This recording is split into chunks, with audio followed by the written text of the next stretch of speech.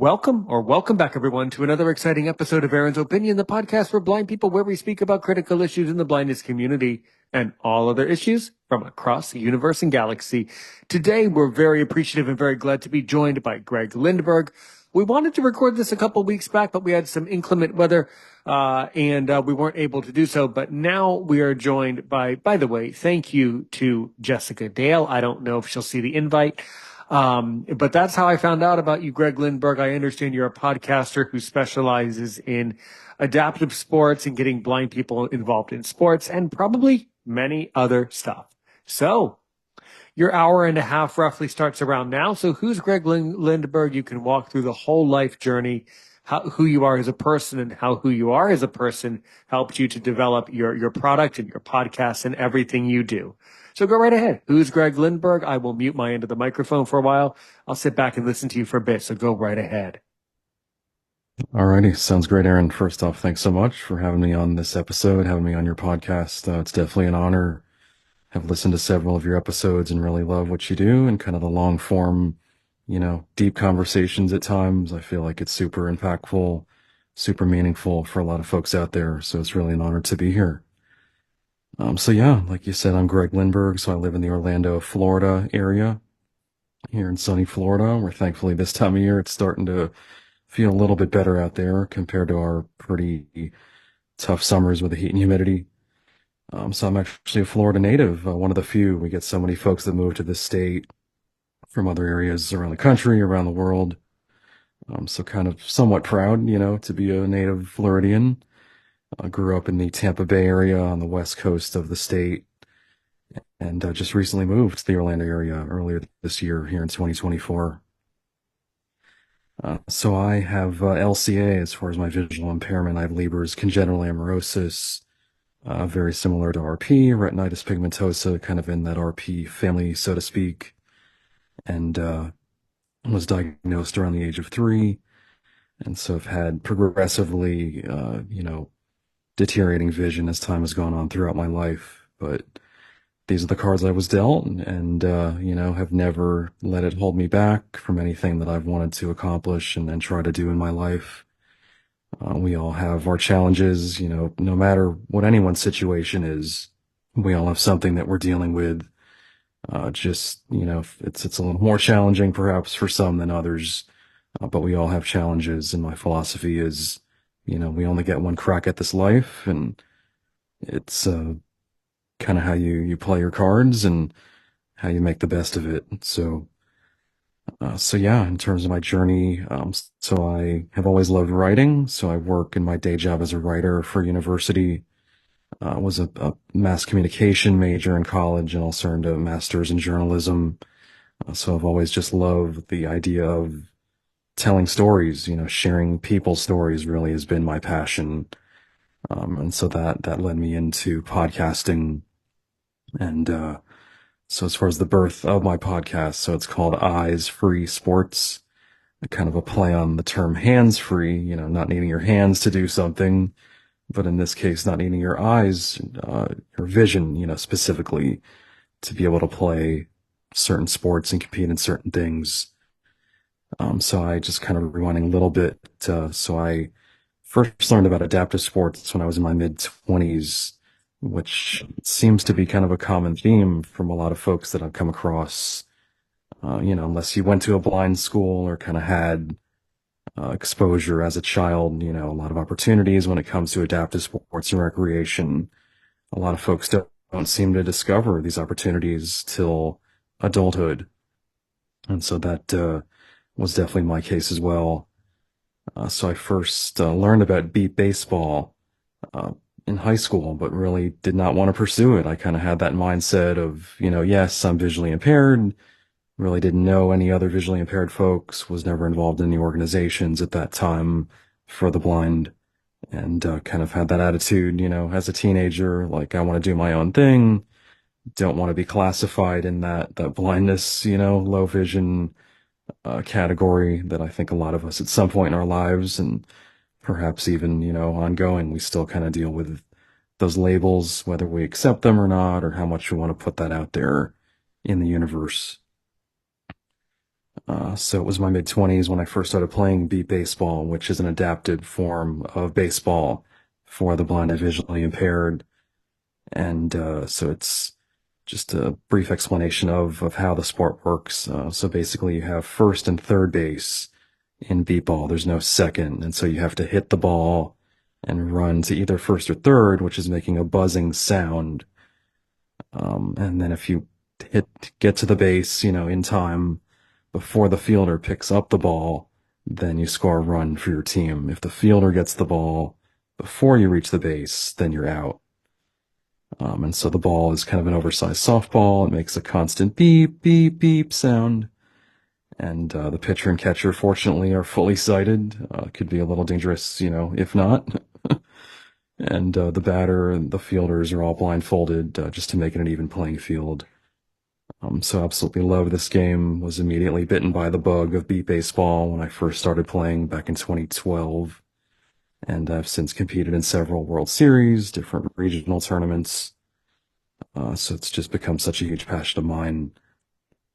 So to kind of, tie the whole story together, merging this passion for beat baseball, and then since learning about so many other different adaptive sports with my passion for storytelling, for interviewing, that was kind of the impetus, the genesis of this idea for a podcast.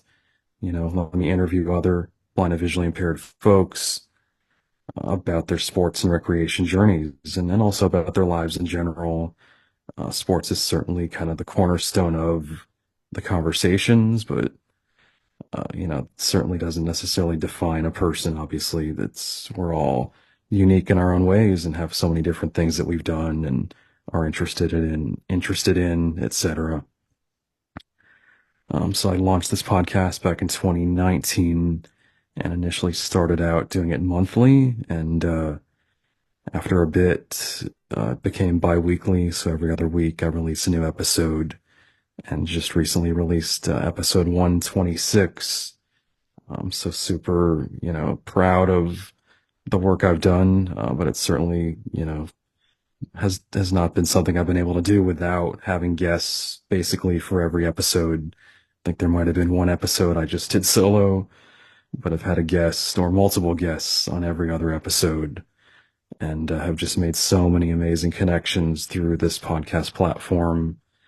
All ages, from kids as young as 10 or 11 up to those in their 70s who've competed in some type of sports or recreation activity, if not multiple. Everything from those who, just like to take a walk in the neighborhood or walk in the park, up to those who've competed and won gold medals at the Paralympic Games.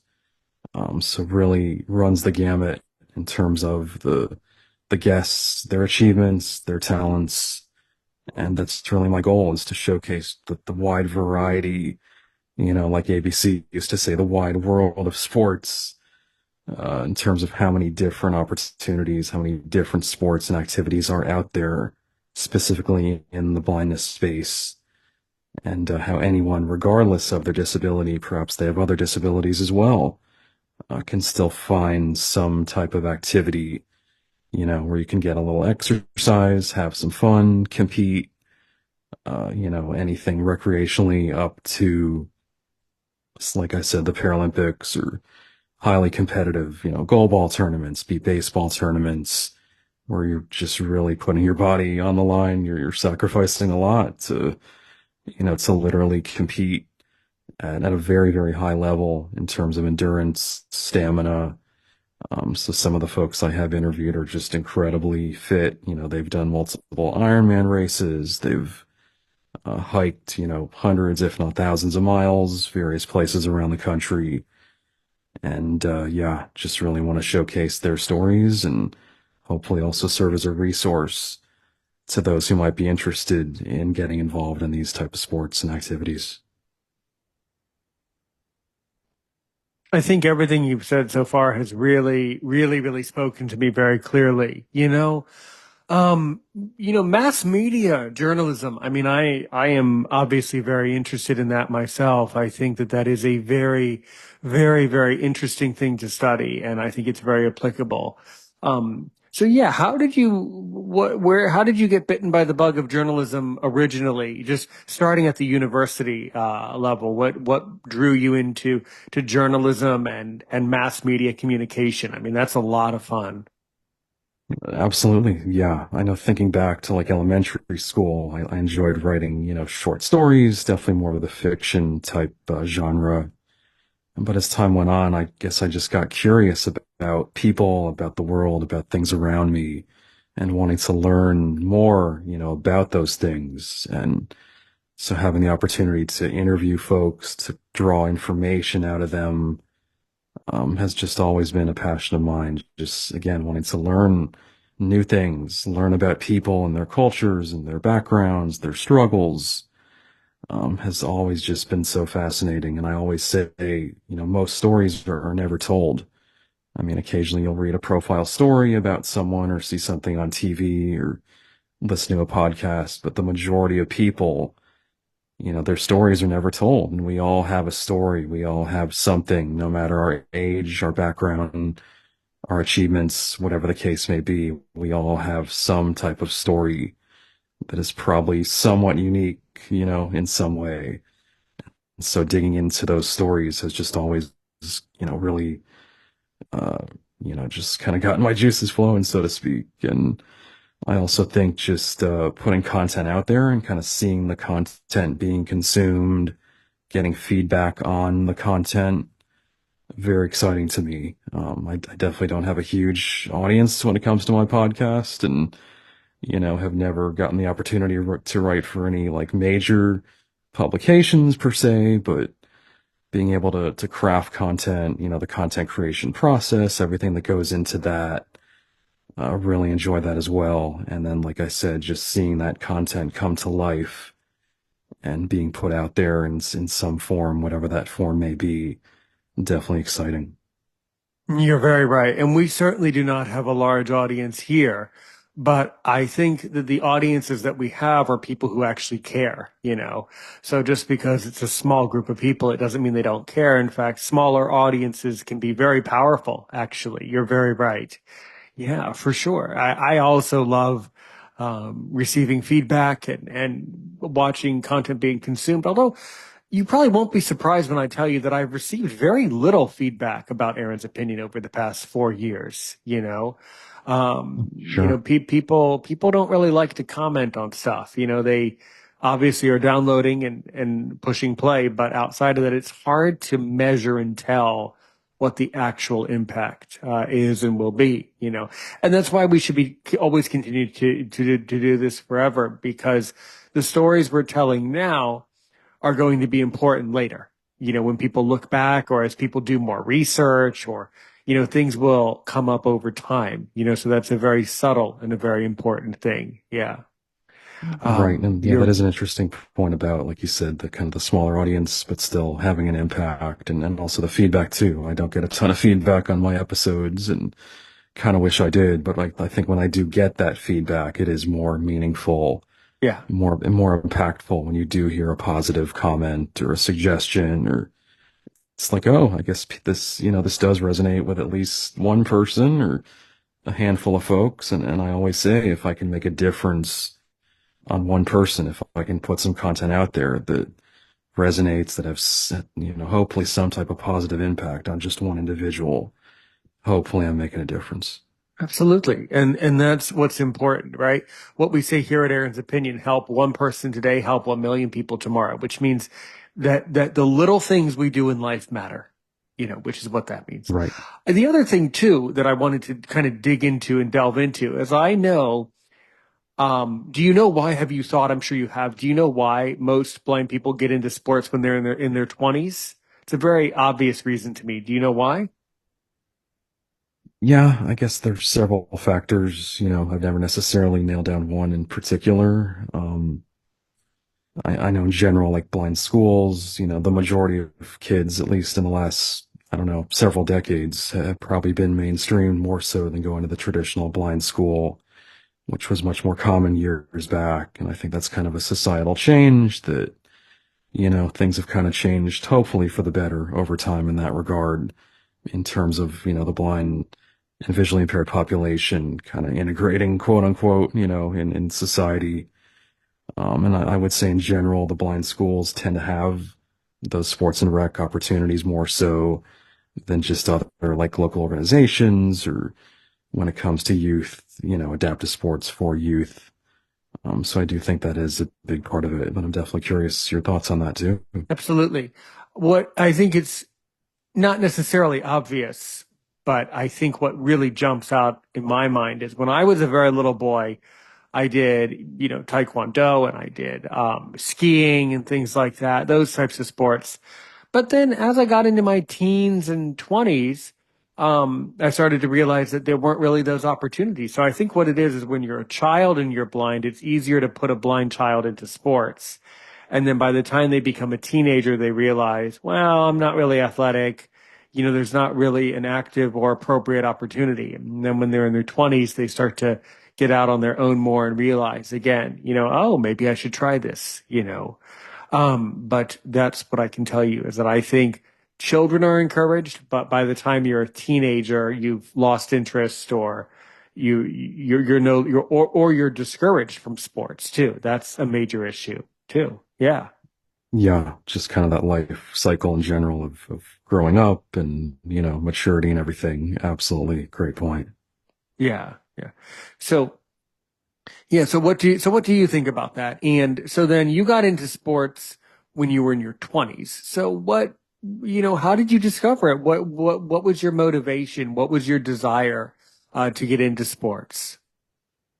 Yeah, I will say, so I was in a bowling league for a long time growing up, but among sighted peers, and I had just enough vision, central vision to be able to bowl and compete in that regard. And in terms of adaptive sports, I will say, looking back, it was kind of like I talked about earlier, just that lack of interest or even hesitation, maybe is a better word to kind of put myself out there in the blind community. For a while, I just, didn't want to classify myself as visually impaired or identify myself in that regard. And the time that I got into adaptive sports was really the time that I first got into ACB, the American Council of the Blind, finding my local chapter, ACB, in the Tampa Bay area. And I think that there was just, I don't know what it was inside of me, but I was like, you know what? I really would like to find that connection to the blind community. Maybe there's some benefits to it. So I just finished graduate school, was kind of mid twenties, kind of trying to find my path, trying to carve out my career path and make more social connections, etc. So I think that was, just kind of timing wise in my life, I think was a big part of that desire. And then just hearing about, wow, there are accessible adaptive sports out there that I can do. I think there were times, like I mentioned, bowling growing up, where I might have felt a little out of place. I shot a 223. That's still my high game today, and I'm very proud of that. But it's been, 15 plus years since that game. So I think again, just wanting to find connections to folks with similar challenges, similar experiences, whether it was in, a consumer advocacy group like ACB, or kind of the sports community, like baseball. And then once I did, attend that first game, it just was like, wow, how, I was so kind of upset with myself and like, why didn't I do this sooner? Kind of that, yes, I was excited, but in some ways I kind of had that feeling of what the heck? Why did I wait so long to finally, take the plunge into this? Right. Yeah, I think a lot of us have that experience about wondering why we didn't find out about something sooner or that. I mean, it's a very common experience. The fact is you found out about it. So how did you find out about beat baseball and how did you get connected with that? Sure. So it was the Lighthouse for the Blind in Tampa, Florida, that they used to put on an annual game starting in the 80s up until about 10 years ago. So for about 25 or so years, they had an annual game where they had Lighthouse staff, clients, etc., competing against local celebrities, even like some TV meteorologists, radio folks. Just, it was kind of a cool annual thing that they did for a long time. And I'm still pretty disappointed that, they discontinued that for a variety of reasons, though. But, so really it was, I believe, just some type of communication from the Lighthouse or Division of Blind Services here in Florida that, mentioned this annual game. And if anyone was interested in participating or attending, to check it out, here's the date, here's the time, the location.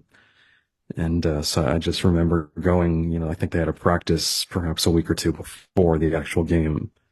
And so just getting a feel for how it worked and, putting on that blindfold, swinging that bat, and running to the base, trying to pick up that ball.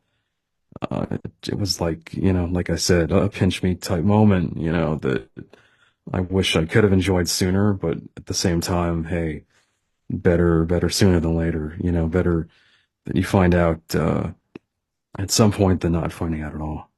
Absolutely. All right. So let's break it down. So how does beat baseball work? What are the rules and how is it actually played and how does it become competitive? Sure, great questions. So, like I mentioned before, so it is basically you have six fielders that are all blindfolded out in the field, and they can be positioned in a variety of different ways, in terms of how the coaches, best believe that they can be most efficient out in the field to make those outs. And then the batter is also blindfolded, and you use a regular bat, could be aluminum, wood. There's a lot of variety in that. So the ball is kind of a softball. It's kind of an oversized softball ball. It's pretty hard, pretty solid, and it has a beeper, an actual electronic beep, device inside of it. And so there's a pin that's stuck in the ball to essentially mute it. So as soon as you remove that pin from the ball, then it makes a constant beep, beep, beep, beep sound. And then the bases, they're about 3 feet tall, kind of a cylindrical shape. So they're padded, and they also have electronics in them that make a constant buzz sound. So it's a constant. So you have these two sounds, outside of any, shouting or communication that the players might be making themselves. But you're dealing with these two sounds in the game, that beeping sound and then the buzzing sound of the bases. So there's a sighted pitcher, a sighted catcher, and so the sighted pitcher throws the ball to the batter, and the pitcher is actually on the same team of the batter of the offensive team that's up to bat. So that's a big difference when it comes to regular baseball, and beat ball. Obviously, in regular baseball, you're trying to strike out the opponent, the opposing batter that you're facing. Whereas in beat ball, that pitcher's trying to place that ball so that the batter has the best chance to hit it. And so if you hit the ball, then you run to either first or third base. And so there's an umpire that is controlling the buzzing of those bases. And so oftentimes what they do is if you hit the ball, let's say to the left side of the field, then they will activate first base, which would be, to your right, obviously, so that you're hopefully avoiding any kind of collisions. You're not running toward the play, you're running away from the play, from the ball, where it's hitting the field and the play that's trying to be made in the field. If you hit the ball to the right side, oftentimes they'll activate that third base, which is on your left. So you'd run to that. And it's 100 feet from home plate to either base. So a little bit longer, 90 in typical baseball. And so if you do hit the base, whether you run into it, just hit it with your hand, some kind of body part has to hit that base before the fielder picks up the ball. They actually have to have the ball pick it up and say out, or some kind of verbal indication that they have the ball. So if you do hit the base prior to that, then you do score a run for your team. If the fielder, picks that ball up before you reach that base, then it is an out. And so there are 3 outs like in regular baseball. But in a lot of cases, there are 4 strikes that you do get. So you do get that additional strike. I know there's been a lot of discussion and some trials recently to try to make it 3 strikes. But generally speaking, historically, it's been four strikes. And Hmm. you can also take one pitch, like a pass ball, they call it. That's something I will often do is take that first pitch just to kind of get a sense of where that ball is coming in. And then hopefully it kind of gives you a little more info about when you get the chance to finally swing to make contact with that ball. I should also mention 170 feet, that's the home run line. So if the ball goes at least 170 feet, then it is a home run and you actually get two runs for your team, which is nice. And also there's a 40-foot foul line. So the ball has to travel at least 40 feet in order to be a fair ball as well. So that's definitely a big thing that, foul balls are pretty common, just kind of nubbing the ball, right in front of you. That definitely does not count as a hit as it might in regular baseball. So you'd have to make at least some solid contact to get that ball out in front of you. Yeah, absolutely. So then, okay. So then let's say you hit the ball and you run to first base and you get the run. Then, then the umpire says, okay, you're good. You scored a run. And then you just go back to the bench and sit down, or like, then what happens? Yeah, it's either a run or an out. Unfortunately, I'd love to see, singles, doubles, triples, stolen bases, kind of those fun aspects of regular baseball. But in beat ball, it is literally just a run or an out. So it's more about did you score? It's almost like did you score a goal? It's more about did you score the goal or not, rather Correct. than the whole chess match and the whole statistical analysis of what modern day baseball has become. Right. Yeah, Exactly. and Yeah. that's an interesting point. Yeah, Yeah. because there have been times For the when, record, but by the way, for the record, I never grew up with baseball, so I never watch it, never have. But the reason why so many people are interested in baseball is because of of the statistics and the numbers and understanding the whole strategy behind it. That's why it's interesting for some people. Right. absolutely, and there have been many times myself and teammates, we make a really solid hit and you just about get to that base and you don't score the run and it's like all or nothing. It's not like you get on base and okay, I got a single, I got a double, I got to steal a base. It's all or nothing. So literally, yeah, that's kind of a mindset that you have to have going into it. That, you could be a great hitter, but if you're just not quite fast enough, or if you're playing a team that's got a defense that's super shifty and fast to make those outs, it's a challenge. It's definitely a Yeah, challenge. sure. Of course, if you hit well, what would be considered, a line drive, or center field, and someone catches it, then that's similar to regular baseball too. If they catch it, then it's still out. If it's caught by a fielder, then that counts as still Correct. out. Yeah. And it's Hmm. it's actually a double play in beat ball if someone actually makes a catch with the ball not hitting the ground. So it doesn't happen very often, but yeah, you do get two putouts for that. Interesting.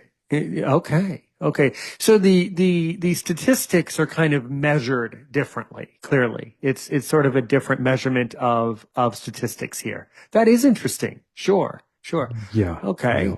Okay. And then like how many innings do they play? It's usually 6 innings is your standard game, so definitely a little bit shorter, more so kind of softball rules, which tend to be like 6 or 7 innings. But some of these games, are pretty high scoring. I mean, there are beat ball games into the 20s and 30s in terms of runs.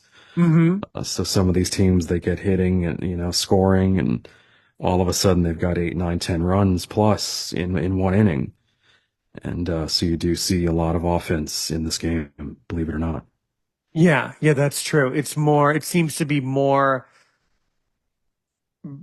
measured more based on goals scored, almost like that. Not quite as much of the stats of modern baseball. Yeah. Yeah. Okay. Interesting. Correct. So Yep. now I'm guessing that this sport is played really all over the country, anywhere where blind people have the equipment. It could be played anywhere. But so you've competed in tournaments, right? So kind of walk through how do these tournaments work? How are they engineered and what types of events have you done? Yeah, absolutely. So I have gone to the World Series multiple times, and I know people hear World Series, which is going on technically right now in regular baseball. where you have the two top teams, that have made it that far throughout the playoffs, and now they're playing for a championship. And so the World Series of baseball is very different. I mean, ultimately, you do crown a champion at the end, but it's basically like the biggest tournament of the year, where most of the baseball teams come together in a certain location to compete. And it's oftentimes like round robin. It starts out initially where you kind of play different teams initially, and then it's double elimination. So if you lose two games, essentially you're eliminated from competing for the ultimate crown, for the ultimate championship. But there is like a losers bracket, and so typically they're about typically Well, they're about well, now 20, yeah. if the sport's that low, are you sure it's worth it? Come on, if you're going that low, there's a losers. Okay, maybe you meant consolation. I mean, come on, let's be a little bit more PC here, man. Let's be a little try Oh to have yeah. I mean, compassion. Come on, consolation. He meant it's right. consolation. I mean, Right, right. losers, they do say losers bracket in baseball and softball. It's a common term. Even in Well, like college sports, it is a common term used, but I definitely see your, kind of issue with the connotations. no, I'm just playing around. Just have to Oh make yeah. just have to kind of create a couple make a couple questioning statements, a couple questionable assumptions there. But that is very silly that they call it a losers. Generally in competitions, I think consolation is more accurate actually because it shows. And the reasoning is. I used to be a big NHL fan, and I used to be a big Capitals fan, and that's because now we aren't gonna talk about it right now on the recording, but wherever I am now, I wasn't always here. Um, I used to live in Maryland, so I was a big Washington Capitals fan, and eventually the Capitals did win the Stanley Cup, 2018, something like that. I think is when it was around that year. I remember because we were so excited, we were screaming, and it was the most exciting thing ever. But before they won, they lost many times. Round two of the playoffs, round three. Um, and I would always think to myself, well, whoever they lose to, that's the team that I root for because I want the true winner to actually deserve it and actually win. So a consolation, it's not a reflection so much on a winner or a loser. It's a matter of that certain teams are stronger or weaker and but they're still good teams. They just are placed differently. And I think that's kind of how I view it. It's not quite as a white and black, hot, cold, win, lose. There's different, one team might have won because of a certain statistic. Well, if you look at some other factor, the other team might be better in a different way. So that's just how I view that. I don't know. It's always interesting. Yeah. But if Sure. you lose, if you lose to a team, you should root for that team because you would want to lose to a winner, not to a loser. That's kind of my theory. Yeah. Hmm. Right. I definitely agree with you on that. Yep. Yeah. But yeah, just going back to some of these tournaments. So for instance, the World Series, you have usually about 20 teams, maybe a few more Oh, once in a wow. while, that do come together pretty much from the US. Pre-COVID, there were teams from Taiwan, Toronto, the DR, and there are some efforts to try to get some of those to come back. Obviously, the pandemic, took a toll on a lot of things in terms of Sure. travel and the financials and resources and whatnot. But in the past, it literally has been a World Series, in this country.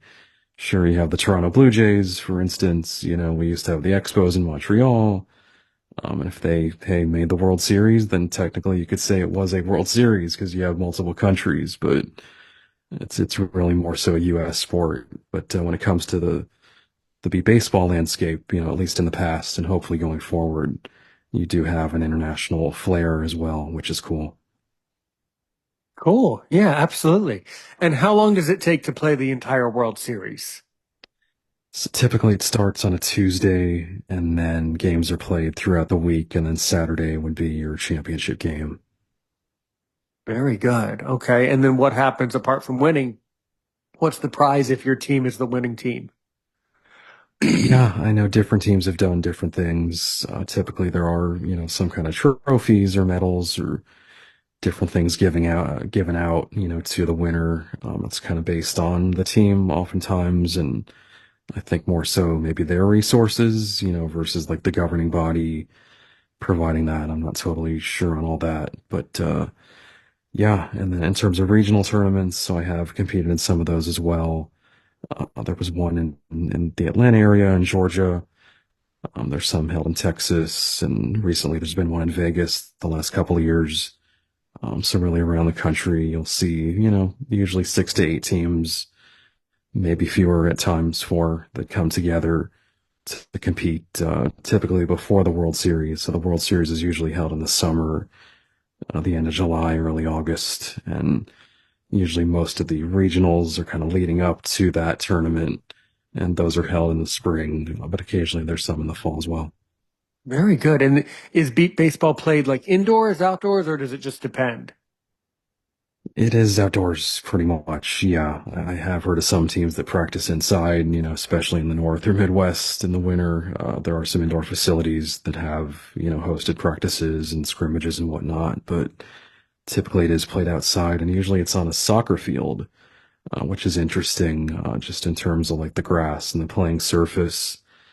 They've determined that it's a little maybe less daunting or a little easier just in terms of moving around. So that's usually they're going to find a soccer complex to host these tournaments. All right. Well, very good. Very good. So have you ever won a World Series? What has been your biggest victory in beat baseball ever? Yeah, I have not reached the pinnacle, unfortunately, maybe in the future, but so I did get a chance to play. I played with multiple teams in my career. One year I got a chance to play with the Long Island Bombers out of Long Island, New York. And so we had a top 10 finish. I think we were 10 out of 20 that particular tournament. So that is the highest that I have achieved. I have played with some other teams, that aren't quite as experienced, and some of these teams have players from different areas. And if you can't necessarily get together and practice consistently as a group, obviously that can create, challenges and make it tough to really gel. So that's kind of been a bit of a challenge I've faced at times. But definitely did want to give a shout out to the Braille Bandits, they're called, of Palm Beach County. We like to steal your Braille. So that's really the main Florida team right now that I've had the chance to play with several times, in several different tournaments. So at least I have gotten to play with, my fellow Floridians at times, which is cool. That's excellent. Yeah, it sounds like a lot of fun. Yeah. Yeah. So before I ask you a lot of other questions, so if someone wants to get involved or has more questions, has follow-up questions, what are some good resources for someone to learn about this, do you think? Yeah, I would say number one is definitely the NBBA website. So it's the National Beat Baseball Association. So if you just go to nbba.org, you can pretty much find everything you want to know and even more that you might not want to know, in terms of what you're looking for when it comes to beat baseball. If you go on YouTube and just type in beep baseball, BEEP baseball, there are a ton of videos, everything from just short clips to streams that recently there have been a lot of live streams over the last several years of tournaments, specifically the World Series. So you can find whole games on there that are described pretty well in most cases, visually or with audio description, whatnot. So yeah, just doing some Googling and then YouTubing. There's definitely a lot out there. Awesome. Awesome. So what are some things that I don't want to know about beat baseball? Uh, You brought it up. You said that if you go to the website, there's things that I can learn and know that I want to know, but then also there's like negative stuff too. So let's really like kind of lower the mood here. What are the negative things sure. that I don't want to know about people? What's some negative stuff? Right. Yeah. You might not necessarily find it posted anywhere out there, but, like in my case, injuries can be a big part of the game. So I did suffer a dislocated shoulder Oof. about a year and a half ago Ooh and la still la. deal with, Boy, oh yeah, boy. stiffness and unfortunately some effects from that. Sure. And, Sure. that's, relatively minor compared to broken bones and other things that other folks have sustained. And I mean, let's face it, that's sports in general, whether it's adaptive sports or not. Oh, sure. You're going to see injuries. You're going to see, there's going to be drama. I mean, like any group, like any organization, there has been drama in the beatball world, and that's definitely not exclusive to beat baseball or adaptive sports at all. Hmm. It's just There's always drama. There's always drama. no doubt. So I mean, Yep. apart from obviously winning a World Series, what would be your like your dream or something that you really want to accomplish in beat baseball? Yeah, I would say, just getting as far as possible in a World Series tournament or really any tournament, maybe winning like a regional tournament as well. Have not had the chance or the opportunity to accomplish that. Just, in general, kind of that winning attitude I definitely do have, deep within me. But at the same time, I just love competing with others, having made these connections with teammates and meeting so many amazing people through the sport too. Winning is wonderful and everything, but to be honest, just being part of this community and making new connections, making as many connections as I can with other folks, I think is perhaps even more thrilling, more rewarding for me personally. Absolutely. So what are some other sports you participate in? Obviously, you're very interested in adaptive sports. So what other sports have you researched and can you tell us about? Sure, yeah. So I will mention goalball. I actually have not had the chance to play goalball, but that's probably the most popular slash commonly known sport for the blind. And so that has been played in the Paralympics since the 70s. So just to kind of talk about how goalball works. So essentially it's a 3-on-3 game played on a court, inside, and everyone is blindfolded as well, just like in beat ball. And so you have to throw or roll this ball. It's a pretty heavy ball. I have felt it, and it has bells inside of it, and you have to get it essentially into your opponent's goal. So there's no goalkeeper or anything. You have to just, roll it past the three other folks across from you to score a goal. And so, like I said, that's, played at the Paralympics, probably the most commonly played sport for the blind. The fact it is indoors, it lends itself to being played year round, in areas maybe where the weather isn't ideal for outdoor sports. Bowling, though, like I mentioned, I did grow up bowling when I was probably about 7. I started bowling on a league and bowled for a good 20 years or so after that on various leagues. But I have actually gotten back into blind bowling, or into, I should say, for the first time, blind bowling in the last couple years. So blind bowling involves using a guide rail, which is essentially this railing that goes from the ball return where all the balls sit up to the foul line of the bowling lane. And so you can, use your whichever non-throwing hand that you're using to throw that ball with to guide yourself. Make sure that you're aligned, with the bowling lane to be able to throw that ball, as accurately as possible. And there are also spotters in blind bowling to let you know which pins you left or which pins have been knocked down. So I did get to compete about 2 years ago in a blind bowling tournament here in Florida, which was a lot of fun. And I will say initially it was a bit of a challenge, just getting used to a whole new approach. Having to hold on to something I was just not used to growing up, never used that adaptation. So initially I was like, whoa, this is a lot different. Can I do this? I don't know, all the questions swirling in your mind. But after a while, I did, really kind of get the hang of it and still working on my game for sure. But the fact I did have at least that experience in the past with bowling, it was kind of a driving force to make me want to research this new adaptive form that I had not tried before. Really good. Yeah, I never got into bowling one way or the other. I mean, of course, everybody bowls as a child at birthday parties, or if you're really bored on the weekends, you go out and do that. Yeah, that's pretty common. Yeah. Hmm. Sure. Yeah. How did Yeah. As far you get involved in a bowling league when you were, a child? Yeah, so my parents really encouraged my brother and I to be involved in things, whether it's sports, music, etc. And so my mom, she bowled, basically from like a teenager, young adult, still bowls these days on a league. And so she kind of introduced us to the game. And so my brother and I bowled on this youth league, for a long time. He's about 2 years older than me, so we were never on the same team that often because of the age difference. But I definitely owe a lot to her just in terms of encouraging us to do that. And it was a pretty, for me at the time, was relatively accessible, having no peripheral vision, but still being able to see the lane and the pins, pretty well, with maybe some minor help here and there.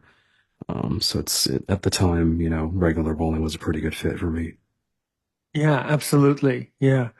So how do bowling leagues work? Do they have like national tournaments? I mean, I've heard of these things, but never done it. So, how does it actually work when you're on a bowling league? Yeah, so currently I'm not actually on a blind bowling league, but I'm definitely familiar with those out there. And I know some friends of mine in the here in Florida, they're on a league that they do bowl pretty much, every week, and very similar to kind of your quote unquote standard or regular bowling leagues.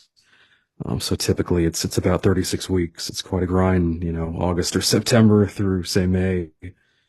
And then there's summer leagues as well that are a lot shorter, maybe 10 to 12 weeks, depending. But in terms of blind bowling, yeah, there's a national tournament held. So it's the ABBA, the American Blind Bowling Association, puts on a national tournament. And then, like I said, there was a regional one here in Florida that hopefully they are going to bring back here at some point soon. And I believe in the Carolinas there have been some regionals as well. And so there are different formats, whether it's a team, whether it's singles, doubles. So there definitely is a lot of flexibility in bowling and how tournaments are held. They also have like 9 pin no tap, 8 pin no tap, they call it, even down to like 7 pin, where if you knock down, say, only 9 pins, it's considered a strike, or 7 pins, it's considered a strike. Or I even got the chance to bowl in, there was one game where it was the lowest score, thinking like golf, for instance. So if you threw it in the gutter, then it counted Oh, as a strike. And, you had to get like 1 or 2 pins to each frame essentially to win that. But those are kind of more so fun or different types of approaches. that's But interesting. yeah, That could get very competitive. I could see how that could be very, very competitive. Yeah. no doubt. Yup. Yeah, yeah. So, but when you were on the youth league for does that mean that one league competes with another and then there's a point system? Like how do they actually compete when you're on a league, whether it's blind bowling or not?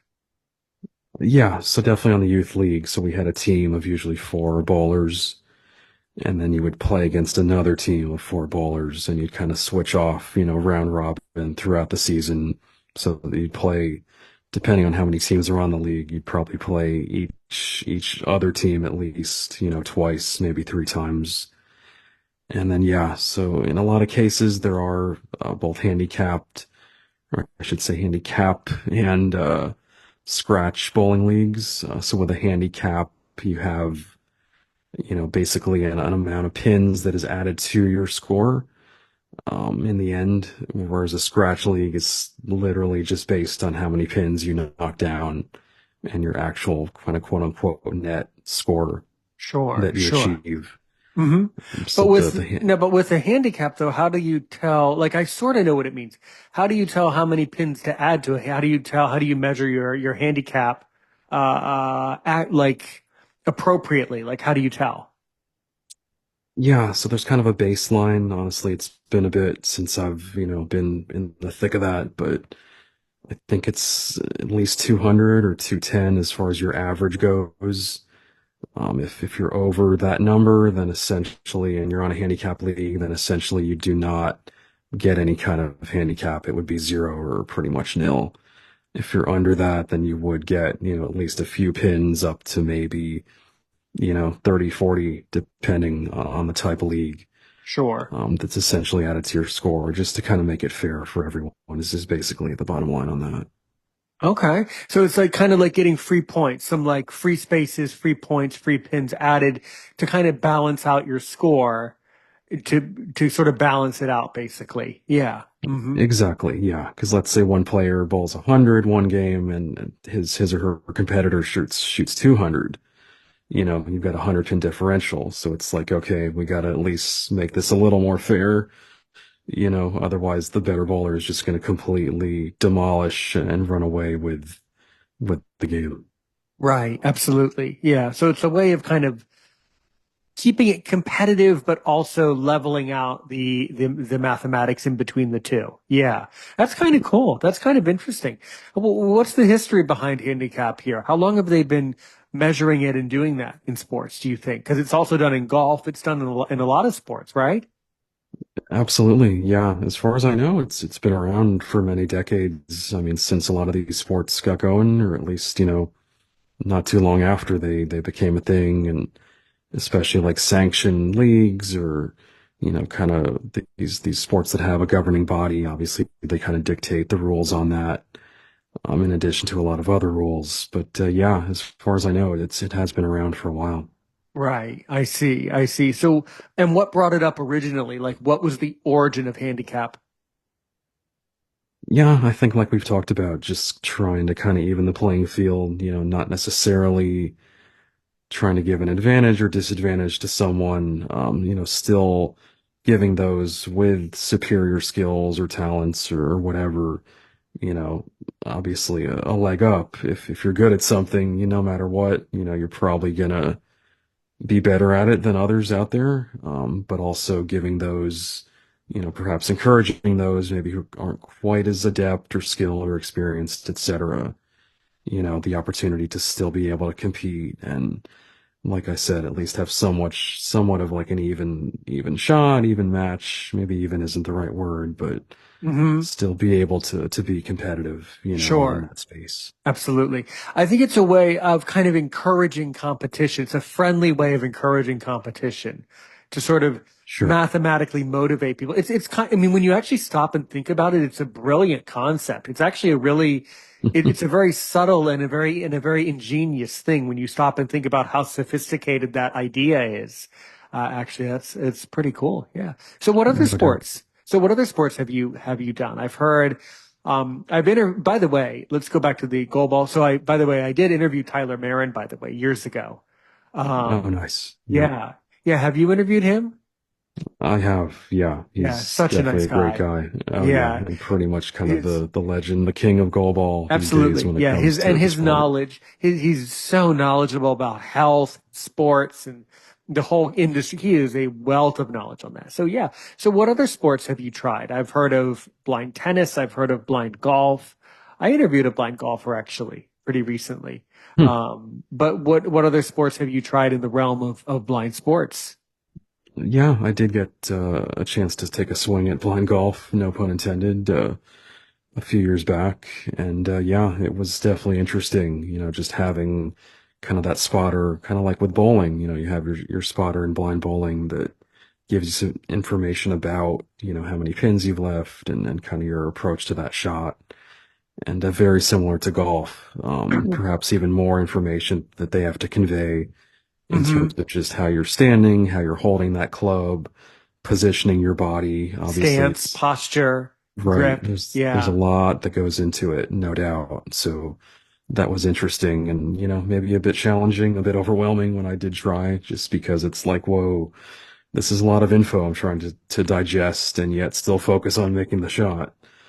But I've have had the chance to interview several blind golfers as well, and there are a lot of them out there, totally blind or very limited vision that that have been highly successful at that craft. And I think it comes down to that, that coach, that spotter, that partner, caddy, whatever you want to call it.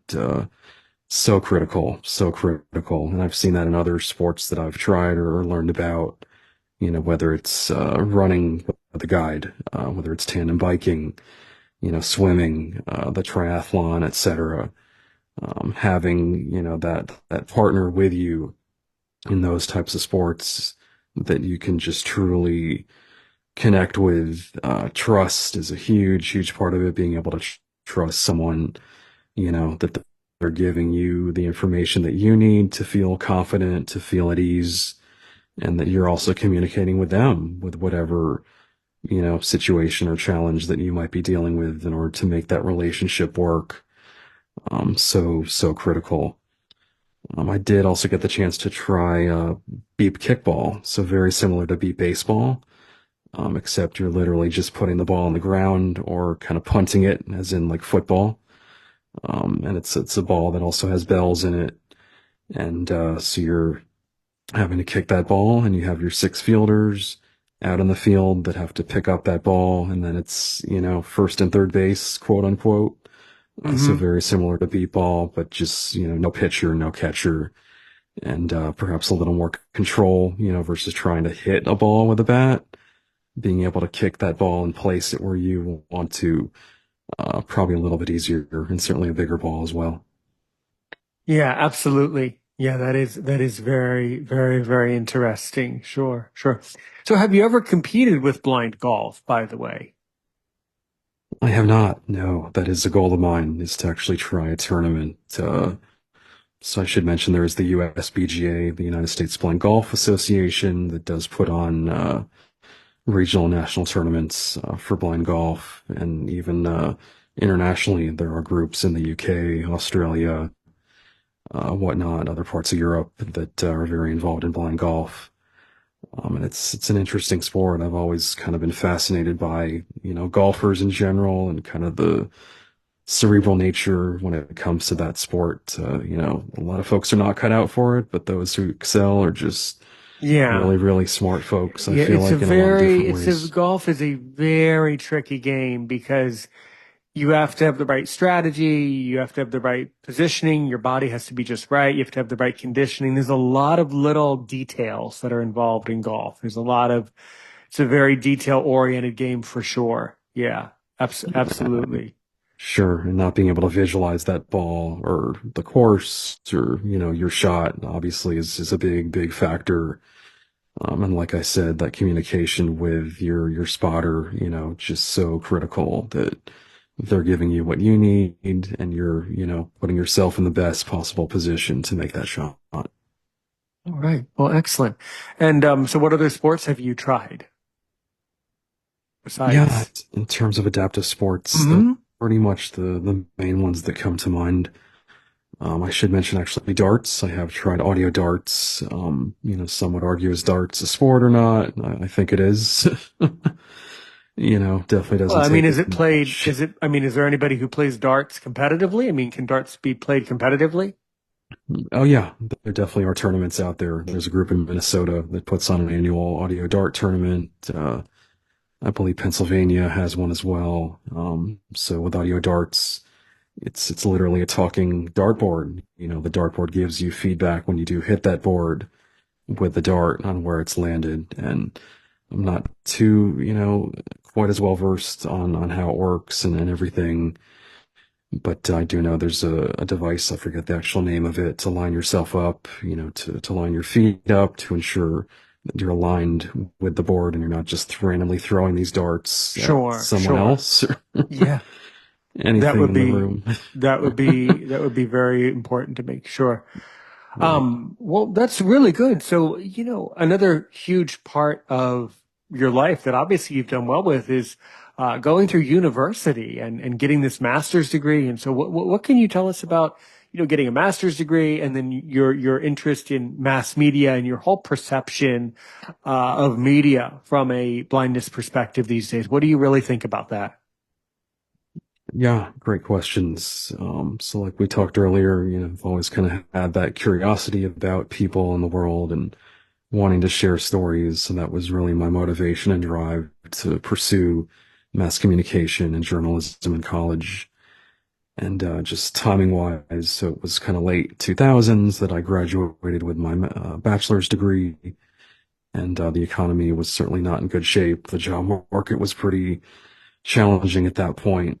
So that was kind of the impetus to go on for a master's. And that really led me to some other interesting opportunities when I was in grad school, getting to become a sports editor of the college newspaper, which was a ton of fun. Getting to go up in the press box at an NFL stadium was just so cool getting that experience. And from there, I actually got the chance to intern with AARP, which was a really interesting dynamic, being, early 20s and working for this organization that deals with the 50 plus crowd. So I learned a ton from that experience, doing communications work for them. And yeah, just in terms of my career, so I've never really worked in news per se, like for an actual news outlet or news agency, but have had the chance to do a lot of marketing communications work and, essentially being like a storyteller, a journalist for an organization, is basically what I've done in my roles. In terms of media, it's definitely changed. I think because of the evolution and changes in news media, that kind of drove me away, to be honest, from maybe pursuing that more specifically. Just because, media continues to change even here in 2024, and then going forward, it's going to. You look at like newspapers and how a lot of newspapers have, in a lot of cases, stopped printing entirely or gone out of business. A lot of the local papers really struggling out there, which is sad to see. But that's just kind of where we are in terms of how information is consumed. And, over the last 30 years or so, the internet has really changed how we consume media, obviously, in many, many different ways. Whether it's just broadcast television, you look at a show from 20, 30 years ago would draw, 30 million viewers. Now the broadcast networks are lucky to get maybe 5 to 8, 10 on a good night for a show or an event or whatnot. So definitely interesting how that's kind of all evolved.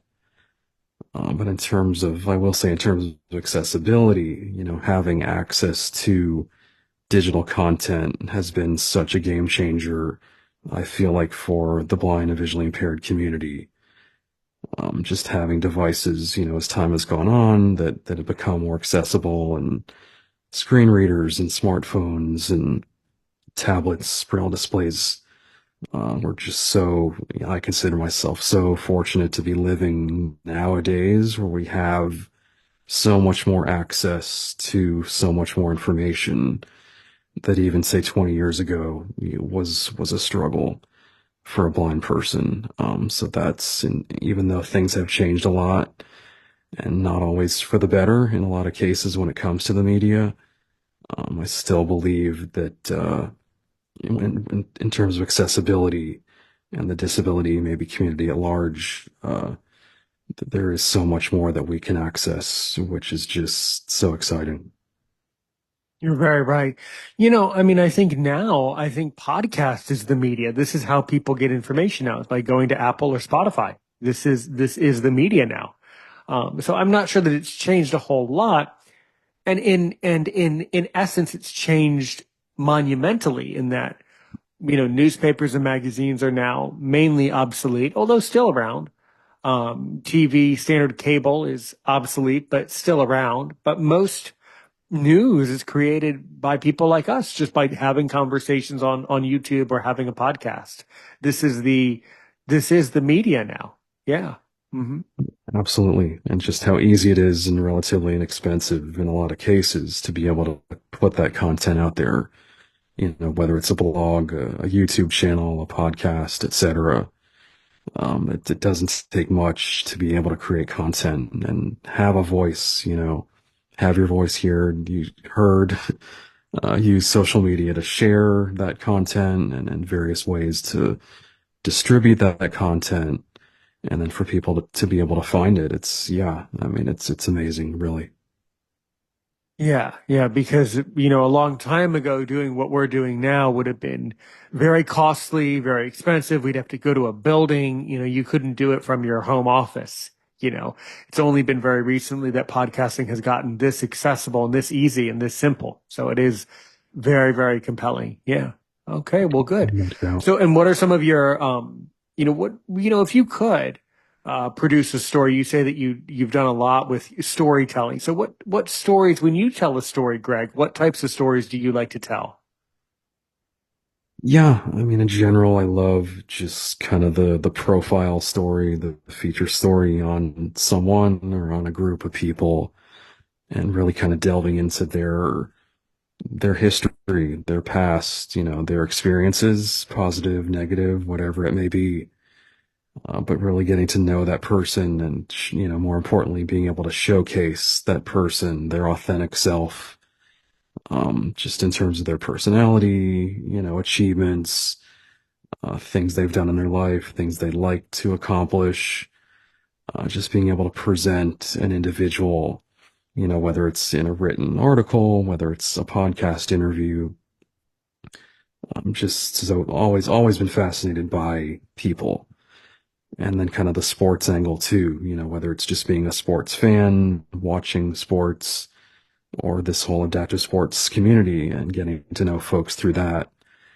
I feel like there are a lot of parallels when it comes to sports and kind of life in general, overcoming adversity and, problem solving and strategically, critical thinking. And there are a lot of camaraderie, just teamwork, bonding, finding people that you can really relate with and put trust in, like I was talking about with guides in various sports before. I feel like that's such a big passion of mine is finding those stories, finding those folks to share their stories, especially when it comes to their sports kind of, involvement and kind of how that ties into maybe their lives in general. Yeah, you're very right. You're very right. So when you were taking these classes in mass media, what exactly do you learn when you study mass media and journalism? Yeah, it is, there's a lot of variety, no doubt. And there are a lot of things that are covered, everything from like the art of an interview. How do you ask questions? How do you craft those questions? Asking follow-up questions, to actually creating the content, collecting information and then sifting through that information. What's the most relevant? What's the most compelling? What's the most important that you want to include in your final product, in your final piece of content, whatever that might look like.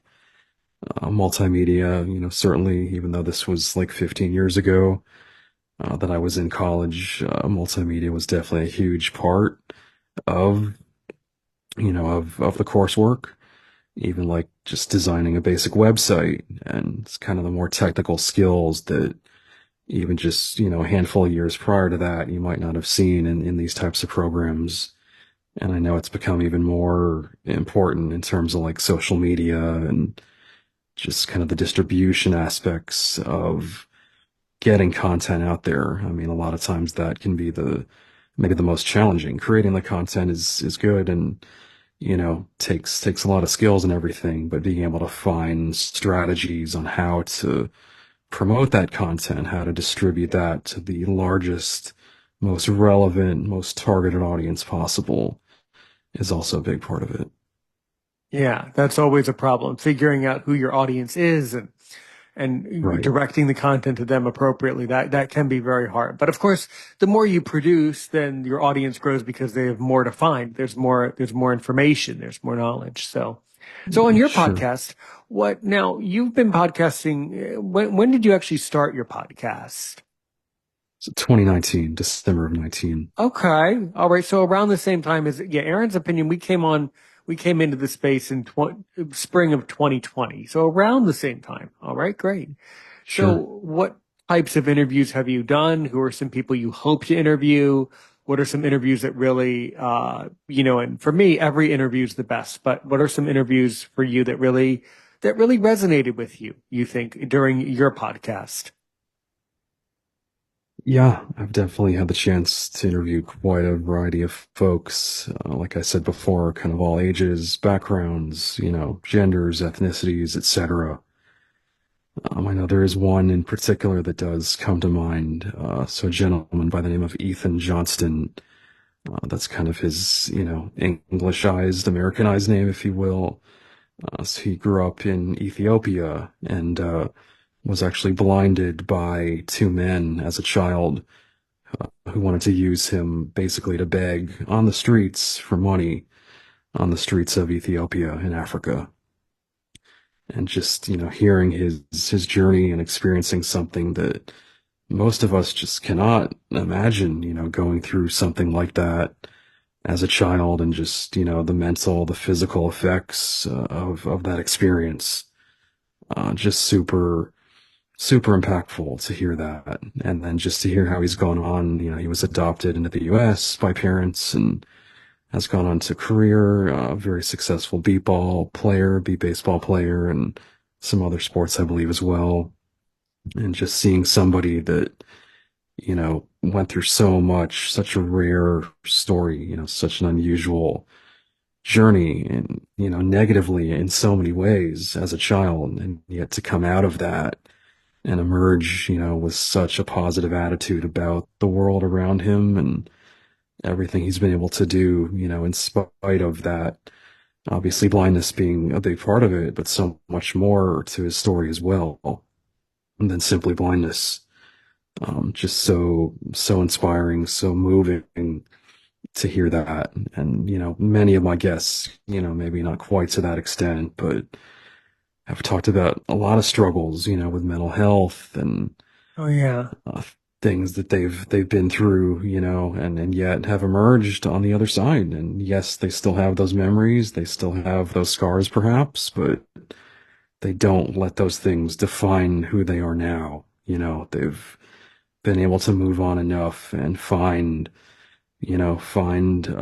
support, find their supports out there, whether it's family, friends, sports organizations, teams, whatnot.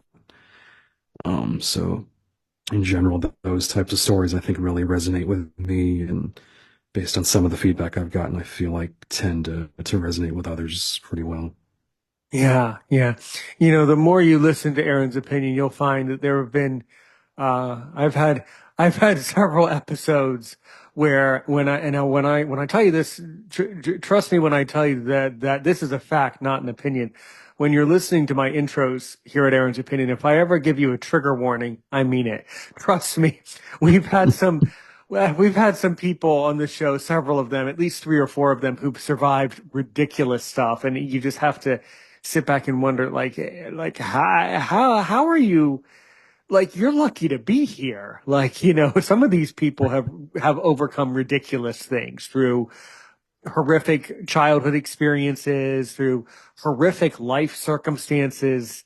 There can be some really unusual stuff, and those tend to be the guests that we learn a lot from, and also those are people who have a great sense of humor. So we also have a lot of laughs and a lot of touching things are said. But then again, I think you would get one piece of knowledge could probably be gleaned or gained from any episode, because all the couple hundred people we've had so far, and hundreds more obviously in the future, will be people that who truly care and truly want to share their story. I'm 100% sure that you don't know a whole lot about Aaron Richmond and Aaron's opinion, although you sort of know of me through Jessica Dale. But so I'm sure you want to ask some questions in the remaining time. So, as I like to say, what are some questions you really want to ask me about who Aaron Richmond is, what Aaron's opinion is? And I always like to say, if you can ask me one question to really make me sweat, to see if I'm worth my salt as a podcaster, what do you really want to know about me? Go right ahead. Yeah, I guess just to start off in general, I'm curious about your content creation, your podcasting journey. What led you into this yourself?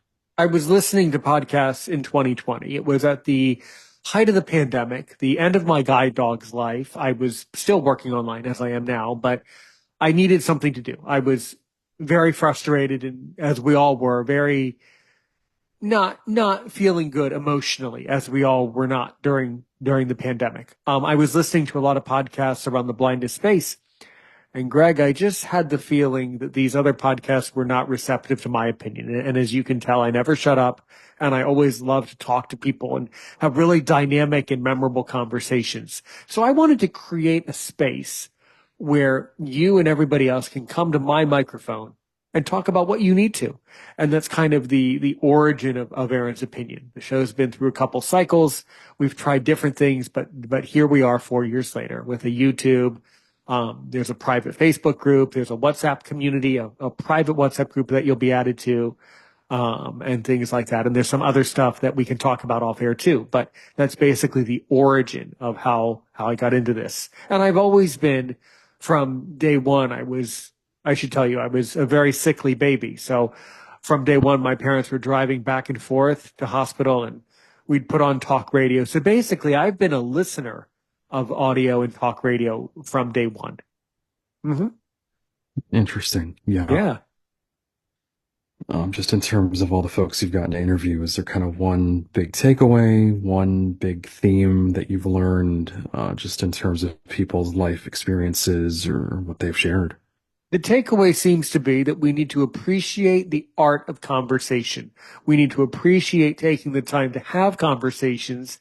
And it needs to be part of our psyche and part of our DNA for us to come together and just talk about stuff. This is something we need to do for our mental health, for our emotional health, and for the future, so that people can go back and research this stuff, and be able to say, oh, well, that's great content that's still available. That knowledge is now forever ingrained and forever available and easily accessible. And that's something that I really believe. Yeah. Mm-hmm. Nice. Yeah. And thanks to the internet, a lot of things live on in perpetuity, for better or for worse, I guess, in some cases, but it's a great archive, no What's doubt. this whole What's this whole thing with you? For better, for worse. Let me tell you about the negative stuff. Let me tell you about all the bad stuff that can happen.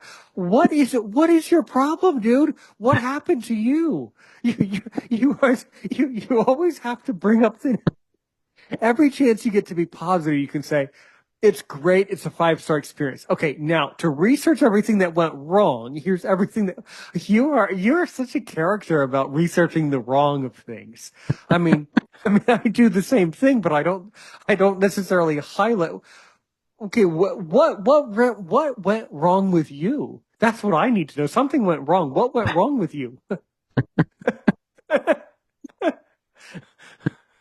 Nothing in particular. I'm just a Oh, realist. I mean, well, me life too. good Me and bad. too. So, Me too, but it's a subtle thing. I do focus on the negativity every day of my life, but when I record, I try to bring out the objective positivity of things. And then there are negative things too, but yeah.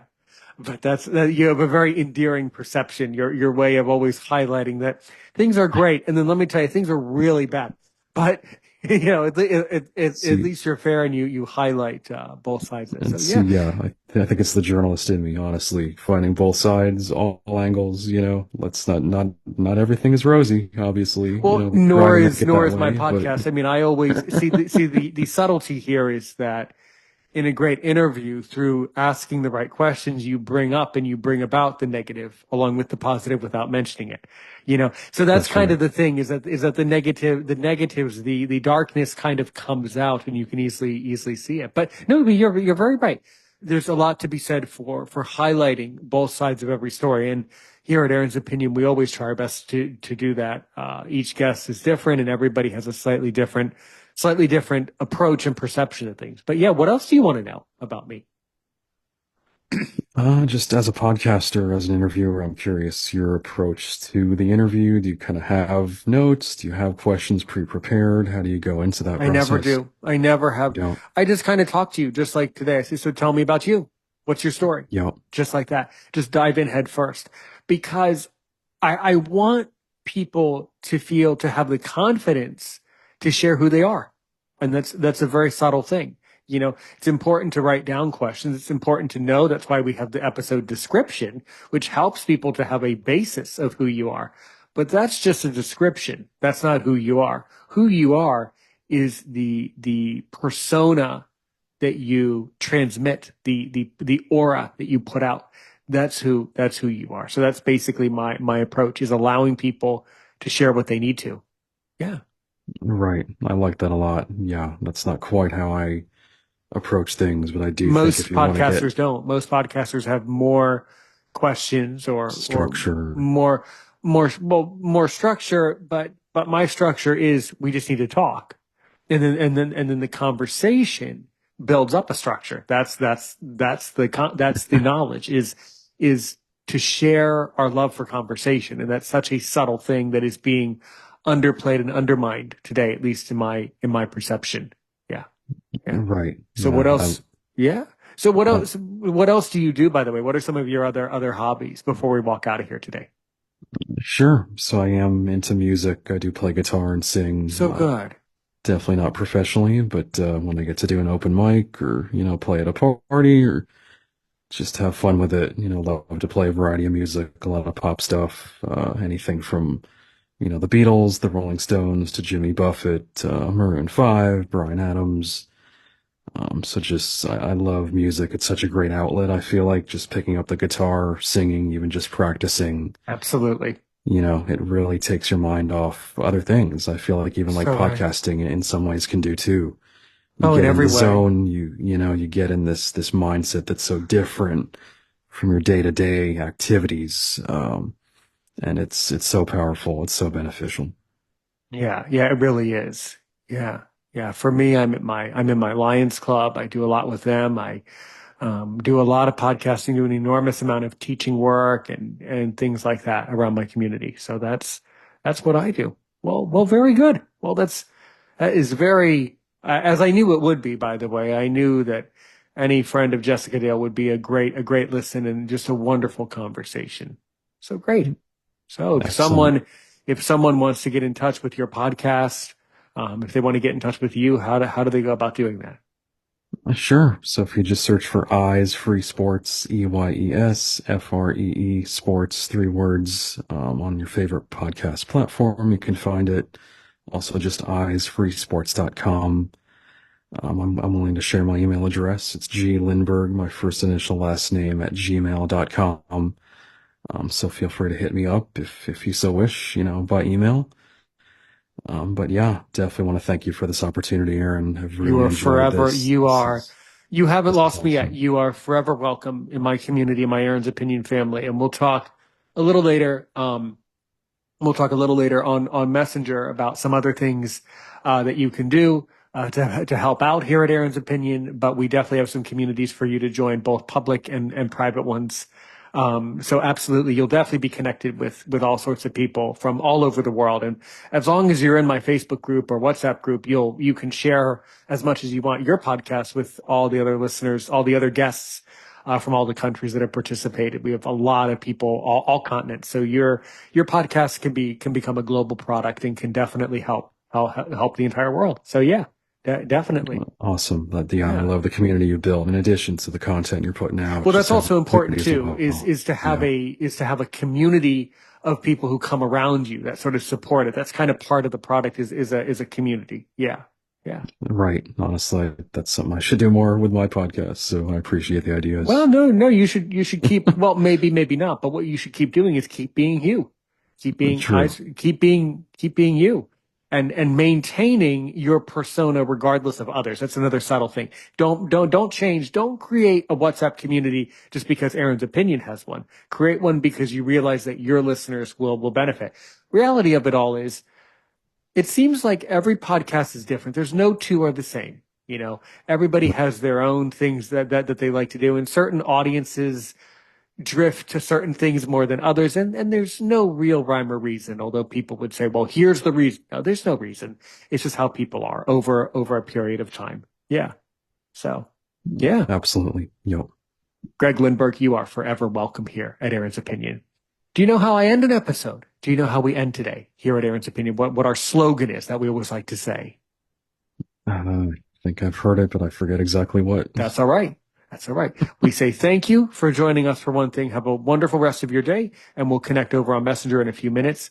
But until then, thank you, everybody. Take care and help one person today, help 1 million people tomorrow.